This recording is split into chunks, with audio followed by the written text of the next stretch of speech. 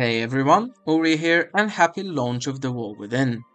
Today we'll be looking at the ever-appearing question at the start of a new expansion. What should I do for the first weeks before the raid and Mythic Plus open? I will split this video into two big sections. Week 1 plus 2, which are the weeks where the raid isn't open, and Week 3, the week of the Heroic Raid and Mythic 0. So, where do you start and what do you do for the first 2 weeks? The obvious thing you start off is with the campaign. I recommend naturally completing the first part while leveling your first character. Once you reach about level 76, the campaign will come to a halt and require you to hit level 80 in order to continue. The last bit is pretty short quest chain however, so don't worry about it. Important to note is that when hitting max level in order to continue the campaign you will need Renown level 4 with the factions. Speaking of Renown, let's talk about why you need it and how it will help you gear up. Each of the 3 major factions will allow you to buy 584 veteran track level items once you hit a certain Renown. Level 7 of the Council will grant you shoulders, level 7 of the Follow 4 will grant you chest, and level 8 of the Assembly will grant you a helm. It is a great idea to farm up the Renown and buy those pieces. The main campaign will only get you so far though.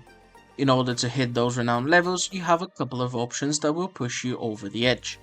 There are a lot of side quests connected to the Lore Master achievements that all give quite a decent chunk of Renown at the end of the chain. They will be marked with yellow quest markers on your map most of the time, however some quests are a bit harder to find.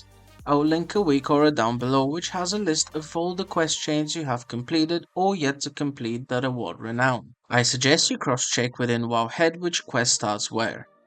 These side quests are also great to complete while leveling a note if your main is already maxed as the Renown is war bound. Beyond that you can also complete world quests, each awarding 50 rep, and killing rares gives you 150 rep a pop for the respective zone. Some treasures award rep as well, but you'd be better off looking into a guide on which ones you need to do. The rest of the gear you can acquire by doing heroic dungeons. The base drop of the items is 571, so just spam them out and fill every slot around the Renown vendor items. Some world quests give decent item level items, so keep an eye on those. If you're feeling extra spicy you can also farm rares as they have the chance to drop high level gear as well. Leaving the gearing to the side a bit, what else is there to do? You would definitely want to get your Brann to level 15 as that is the current XP cap for him. One of the best ways to do this as of right now is doing the Waterworks delve on level 1 and just speedrunning it over and over again. Make sure you don't accidentally use up a key at the end of a delve as you want to save those for Heroic Week. Keep an eye on the zones for the Special Assignment World Quest. This requires your character to be level 80, complete 3 world quests in the zone, and then it will unlock and you can do it. It's a decently hard world quest, so you would want to use the group finder and pair up with 4 buddies.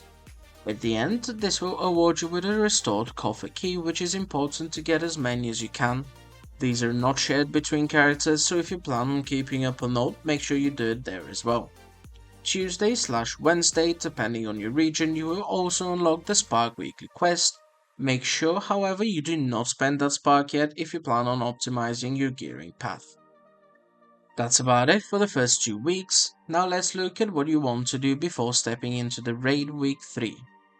First and foremost, delves will be open and you can finally do tier 8 Bountiful delves. This is what you have been saving all those keys for. Okay, so how does it work? Well, you would do the delve on tier 8, as this is the cap for loot drops, and at the end you can see a chest which you can open up by using 1 restored Coffer Key. That will contain a 603 item. You want to run those and use up your keys as this will be the best gear you can get before stepping into nerub'ar Palace. It's also a good idea to do 12 delves in total to fill up your great vault row as it will probably be the best first vault you'll get the following week over the Mythic 01. You've completed all the delves you could, you got your 603 gear, now what? What if I told you you could easily have 590 crafter gear in most of your slots? That's right, your next step is to craft. Very important, these are still not spark crafts. All the 590 pieces are base crafts which do not require sparks, so careful not to waste it. All they require is 30 weathered crests apiece. The cap will naturally be 240 by this point, however you will have even more than that. Renown levels sometimes award crests which ignore the weekly cap, making you go over it. All this renown farming is paying off even more. Go to the respective renown guys and they will have the rewards you can claim. So let's do some math here. Assuming a two-handed weapon user, you have 15 item slots in total. I will ignore the 2 trinkets as most people's best trinket probably comes from a dungeon. This leaves us with 13 slots in total. Take away 3 renown vendor item slots and we're down to 10. 10 times 30 equals 300 crests you need to craft a more or less full set of 590s, and that's ignoring whatever drops you got from the Bountiful delves. Depending on how much renown you farmed, I would say this is more than doable. After that, if you still have time, you can run mythic zeros to fill in any potential gaps. And that's it. That's all you have to focus on for the first 3 weeks of the War Within. On the side you can work on your professions, but I won't go over them in this video as they are a totally different beast. Thanks for watching. You can find more stuff in my Discord, which I'll link below. Feel free to also catch my streams on Twitch. Have a good one.